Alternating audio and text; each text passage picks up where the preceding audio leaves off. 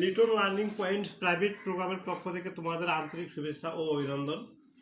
তো গত ক্লাসে আমরা আলোচনা করছিলাম ত্রিকোণমিতি 9.1-এর সূত্রাবলী। হ্যাঁ, যে সূত্রগুলো না জানলে আমরা অঙ্ক করতে পারবো না, সেই সূত্রগুলো কিন্তু আমি এই গত ক্লাসে আপলোড দিয়েছিলাম। হ্যাঁ, তো আজকে আমরা 9.1-এর ওই সূত্রের আঙ্গিকে আমরা 2 নম্বর অঙ্ক সমাধান করব। হ্যাঁ, 2 নম্বর থেকে শুরু করব।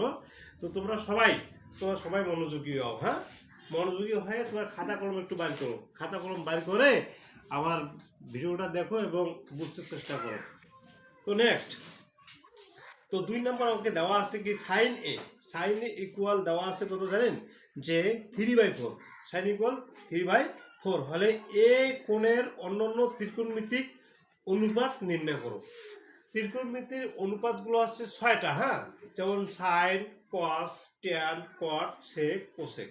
এখানে শুধু দেওয়া আছে মাত্র একটার মান, সেটা হচ্ছে সাইনের মান দেওয়া আছে এবং বাকির মানগুলো আমাদেরকে বের করতে হবে। হ্যাঁ, তাহলে সবাই মনোযোগী হও, সবাই খাতা কলম নিয়ে রেডি হও। বসো, তাহলে আমরা এখন 2 নম্বর অঙ্কের সমাধান করব।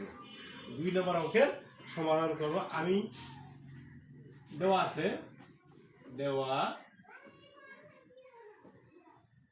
আছে সাইন এ সাইন ইকুয়াল দেওয়া আছে 3/4, অর্থাৎ 3/4। তাহলে আমরা এই অঙ্কটা সমাধান করব। বাকি যে ত্রিকোণমিতিক অনুপাত সমূহ আছে এগুলো আমরা নির্ণয় করব। তো সাইন আছে যেহেতু, তো আমরা এখন কি করব, কসের মান বের করতে পারবো আগে। কসের মান, তার আগে আমরা একটা চিত্রে যাই। হ্যাঁ, একটা সমকোণী ত্রিভুজ, এটা সমকোণী ত্রিভুজের ক্ষেত্রে যাই, যেটা একটা সমকোণী ত্রিভুজ।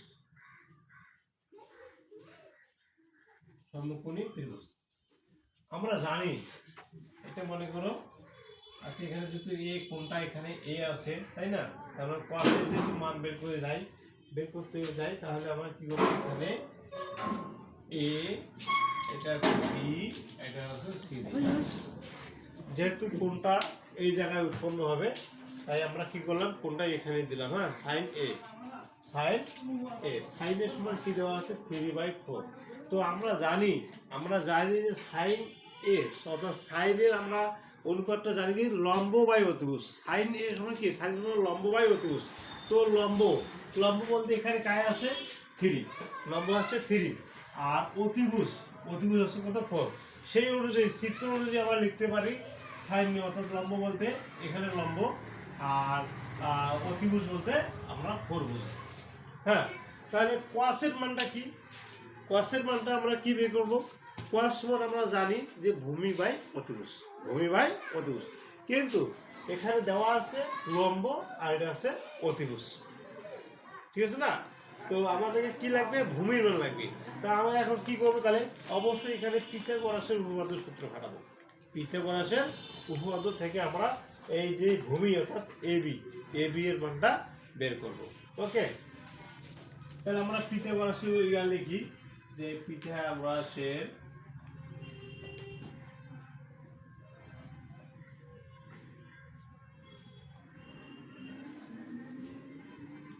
উপপাদ্য হতে পাই,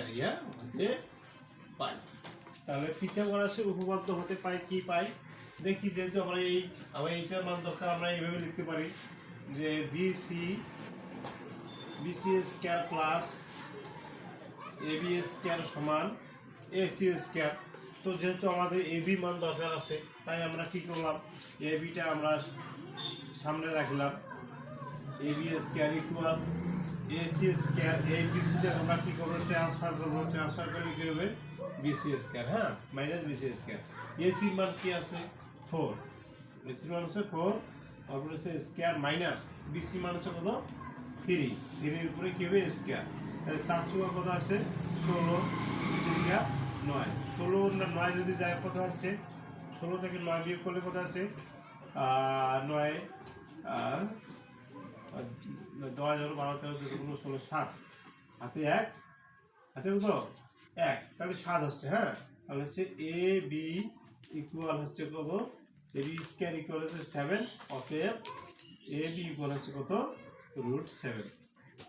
তো আমরা এবির কিন্তু মান পাইলাম। হ্যাঁ, এখন বাকি যে ত্রিকোণমিতিক অনুপাত সমূহ আছে এখন আমরা সবগুলা বের করতে পারবো, খুব ইজিতেই পারবো। হ্যাঁ, তো এখন আমরা সাইনের মান থেকে আমরা কসের মানটা বের করবো। হ্যাঁ, কস।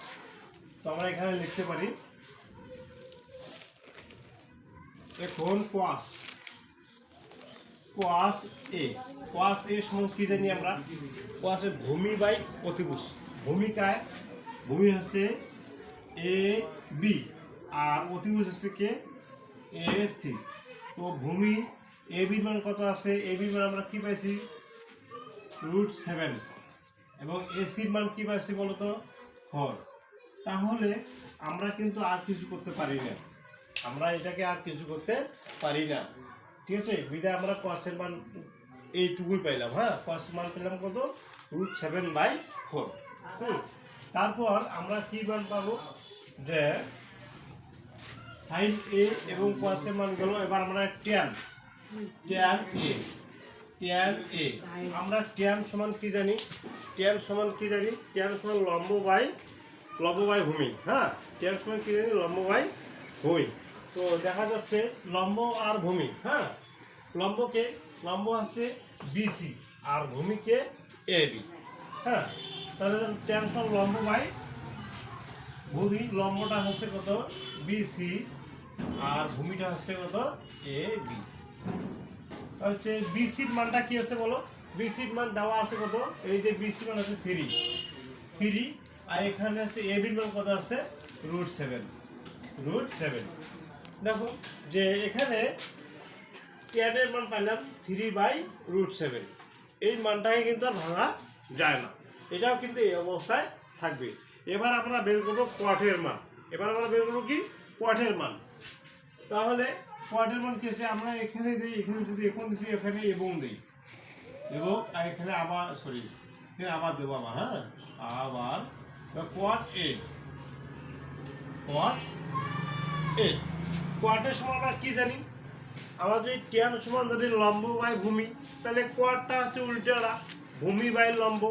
এখানে ভূমি কত পাচ্ছি এ বি ইকুয়াল কত পাচ্ছি যে √7 পাইছিলাম, আর লম্বটা তো আছেই 3 নাকি। তাহলে হচ্ছে ভূমি বাই লম্ব A B by B C. তাহলে এ বির মান কত আছে, এ বির মান পাইলাম আছে √7 আর বি সির মান পাচ্ছি কত 3।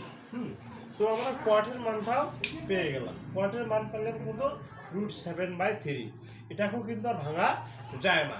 এটাও কিন্তু আমরা কয়টা পাইলাম বলো তো, 4টে পাইলাম। হ্যাঁ, যেহেতু আমরা সাইন দেওয়াই আছে এখানে, কস পাইলাম, ট্যান পাইলাম, কট পাইলাম, আর বাকি আছে 2টে, একটা আছে সেক আর একটা আছে কোসেক।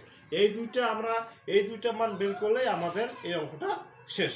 হ্যাঁ, তো এবার আমার যেহেতু জায়গা নাই, হ্যাঁ, জায়গা সংকুলনের কারণে আমি কিন্তু এইভাবে লিখে দিয়েছি, তোমার কোনো মনে করিও না। হ্যাঁ, তাহলে এবার ট্যান কট গেল, এবার আমরা সেক এ।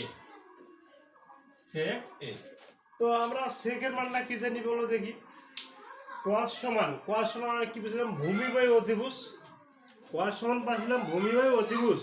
যদি আমরা জানি কস সমান 1/sec আর sec সমান 1/cos, তাহলে আমরা যদি সেকের মানটা বের করতে যাই, আমরা কসের মানটাকে উল্টে দেবো, মানে বিপরীতকরণ।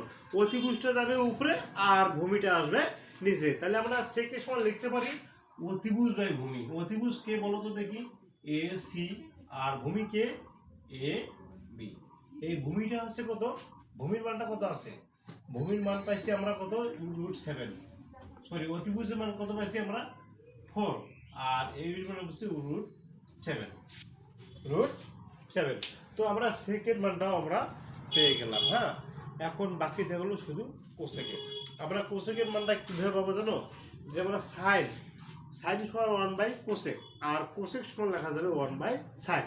অর্থাৎ তাহলে সাইনের সাথে কোসেকের সম্পর্ক আছে, সাইনের মানটাকে যদি আমরা উল্টাই বা বিপরীতকরণ করি, তাহলে আমরা কোসেকের মানটাও পেয়ে যাব। হ্যাঁ, তাহলে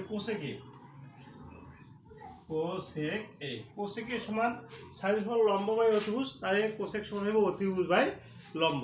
হ্যাঁ, অতিভুজ বাই লম্ব। অতিভুজকে এসি আর লম্ব হচ্ছে তোমার বিসি। হ্যাঁ, এসির মান কত পাইলাম আমরা 4, আর বিসির মান পাইছি 3। হ্যাঁ, প্রিয় শিক্ষার্থীবৃন্দু, তোমরা অবশ্যই এই অঙ্কগুলো আমার বুঝেছো। এরপরও যদি তোমরা না বুঝে থাকো তাহলে আমার ভিডিওটি অবশ্যই ব্যাক করে করে দেখবে, অবশ্যই তোমরা বুঝতে পারবে। হ্যাঁ, আর আমার এই little learning points private program নামে আরও একটা আমার ইউটিউব চ্যানেল আছে, তোমরা অবশ্যই আমার ইউটিউব চ্যানেলটি সাবস্ক্রাইব করবে। হ্যাঁ, আর আমার এই যে পেজটাতে অবশ্যই ফলো দিবা। তোমাদেরকে সবাইকে ধন্যবাদ, দেখা হবে আর এক ভিডিওয়ে।